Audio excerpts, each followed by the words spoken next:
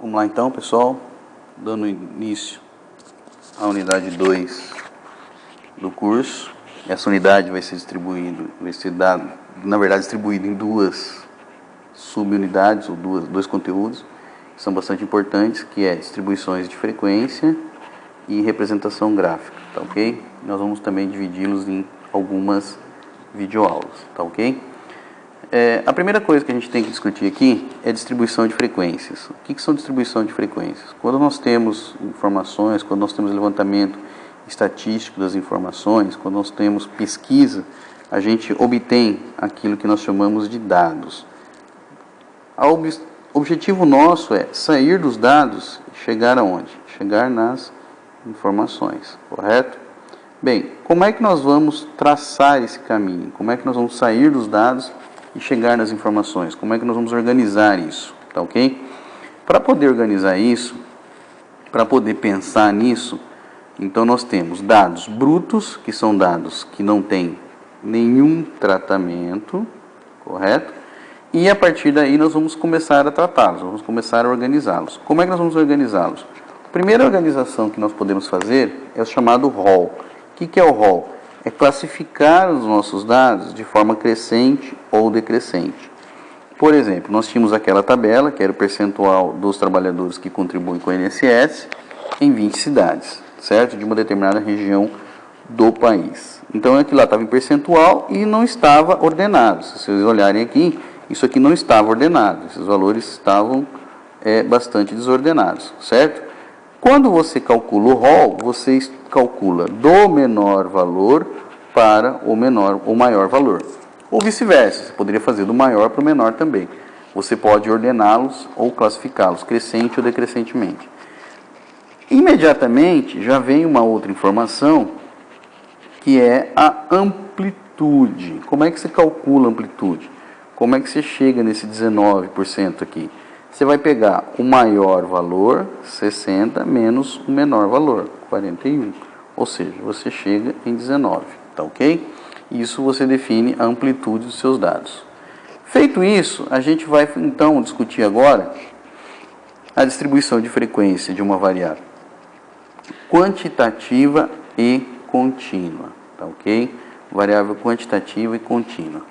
Quando nós vamos distribuir uma variável quantitativa e contínua, nós temos que organizar esses dados em um elemento que nós chamamos de classes, certo? Nós temos que criar conjuntos ou subconjuntos, certo? Classes aqui, podemos pensar em conjuntos ou subconjuntos que vão agrupar meus dados, que vão colocar meus dados lá dentro. As classes, então, podem ser definidas como intervalos que os valores analisados possam ser agrupados, ou seja, as variáveis possam ser agrupados. E aí a gente faz o quê? A gente faz a distribuição desses dados dentro das classes. O que é isso? Você vai obter a frequência de cada classe. Frequência aqui entende-se quantidade de elementos, tá? Quantidade de elementos para cada uma das classes, tá legal? Isso é a frequência. E aí nós vamos colocar uma disposição, isso numa disposição tabular, obtendo aquilo que nós chamamos de distribuição de frequência. Lembre que as classes devem ter valores inferiores e superiores, que podem ser organizados em intervalos que nós chamamos de aberto, ou intervalos que nós chamamos de fechados, ou intervalos mistos. Nós já estudamos isso em matemática básica, tá? O que são abertos? Aquele que você não pertence nem o inferior nem o superior. O que é fechado? É aquele que pertence tanto o inferior quanto o superior. E o que é misto? Misto é aquele que pertence o intervalo inferior pertence à classe e o intervalo superior não pertence à classe. Ou seja, se nós chamarmos isso aqui de uma classe C, eu vou dizer o seguinte: 43,5 pertence a C ao ponto que 48,5 não pertence a C, tá? Isso é um intervalo misto. Agora, como que eu determino o número de classes que eu vou usar em função do meu número de dados? Bem, o número de dados ou de observações que eu tenho, N aqui, vai definir o número de classes K baseado nessa regrinha aqui, ó, nessa regrinha aqui. E essa regrinha diz o seguinte, que se eu tenho menos que 100 ou até 100 observações, o número de classes indicado é raiz quadrada de N. Se eu tenho mais que 100 observações, o número de classes indicado é K igual a 5 vezes log de N para N maior que 100. Tá ok? Com base nesses valores, eu posso determinar o intervalo ou a amplitude do intervalo de cada uma das classes C, certo? Baseado em quê? Baseado na amplitude e baseado no número de classes aqui, tá ok? Então, baseado na amplitude ou no número de classes, amplitude A e no número de classes K, nós definimos C, que é a amplitude de cada um dos intervalos. Vamos fazer um exemplo, então? Pensando no número, na minha tabela, na minha organização aqui, eu quero criar uma distribuição de frequência para isso. Então, a primeira coisa que eu tenho que determinar é quem é meu K. Como o meu N é menor que 100, o meu K vai ser dado por raiz quadrada de 20. Raiz quadrada de 20 é aproximadamente 4, alguma coisa, que nós vamos aproximar para 5. Tá ok? Em função disso, como é que eu vou determinar o meu C? O meu C vai ser a minha amplitude, que nós já calculamos, é 19, dividido por K, que eu acabei de calcular, que é 5 menos 1. Ou seja, nós vamos chegar em 4,75, que nós vamos aproximar para 5%. Esse cara aqui vai ser meu C, vai ser o cara que vai dar a amplitude de cada uma das minhas classes. Agora, como é que eu vou organizar essas classes? Como é que eu vou organizar a primeira classe? Para poder organizar a primeira classe, você pega e usa a seguinte regrinha.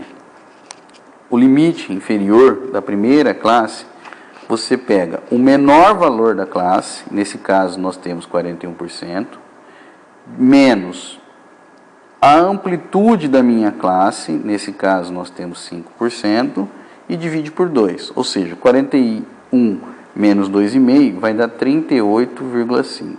Esse cara é quem? Esse cara é o limite inferior da minha classe. A partir daí, como é que eu organizo as classes? A partir daí, como é que eu passo a compor as classes? Eu vou pegar o limite inferior, 38,5, mais 5%, ou seja, então nós vamos ter uma classe que é composta por 38,5 pertencente até quem? Até 43,5, certo?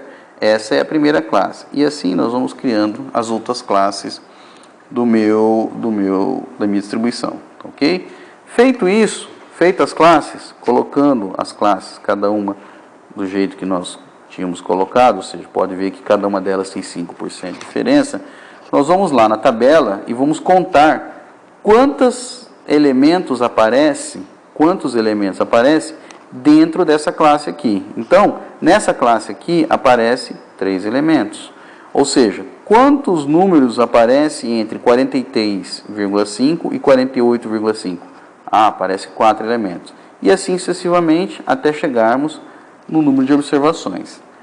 Isso aqui que nós temos, essa tabelinha aqui, é aquilo que nós vamos chamar de distribuição de frequência, tá? Ou distribuição de frequência, não, desculpa. Frequência absoluta dos dados, tá ok? Isso aqui é frequência absoluta dos dados. Como é que nós chegamos nesses valores aqui, ó? Nesses valores aqui, que é o que nós chamamos de frequência relativa. Tá? Como é que nós chegamos na frequência relativa?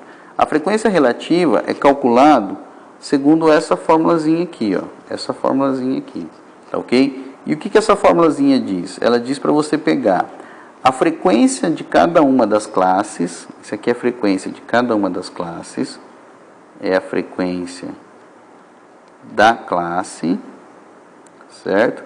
E dividir pelo somatório, pela soma das frequências, né? Por exemplo, vamos lá, esse 15, 0,15 aqui, esse 0,15 é resultado do que, pessoal?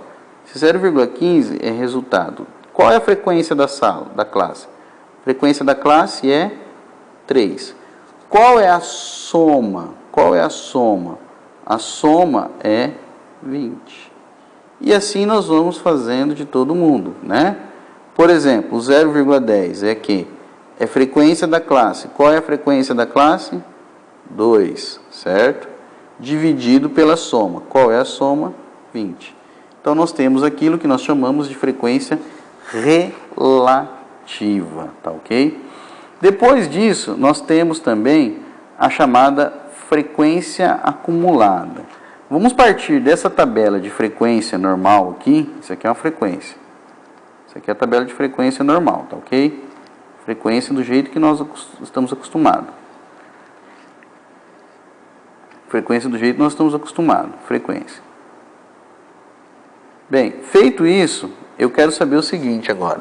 Vamos somar esses valores. Vamos pegar esses valores aqui e ir somando. Quando nós formos somando, por exemplo, no primeiro elemento da frequência acumulada, eu vou ter o 3, porque é o 3 aqui. A hora que eu somo 3 em 4, eu obtenho o 7.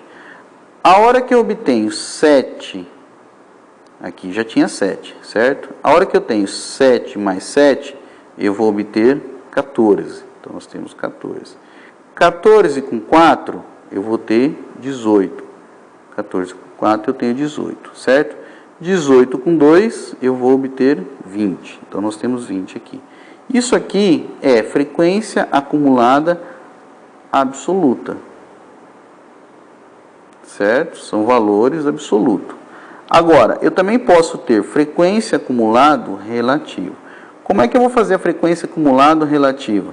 Do mesmo jeito que eu tinha a frequência relativa, do mesmo jeito que eu tinha a frequência relativa para normal. Ou seja, como é que eu vou obter esse 0,15 aqui? Qual é a minha frequência? Minha frequência era 3. Qual era a somatória? 20. Como é que eu vou obter 35? Qual era a frequência que eu tinha aqui? 7. Qual é a absoluta? 20. E assim sucessivamente, certo? Essas são as formas de distribuição de frequência contínuas quantitativas, tá ok? Depois disso, nós vamos, na próxima aula nossa, nós vamos discutir um pouquinho as outras distribuições de frequência e depois, numa próxima aula, como é que nós apresentamos esses dados, tá ok? Muito obrigado e até a próxima.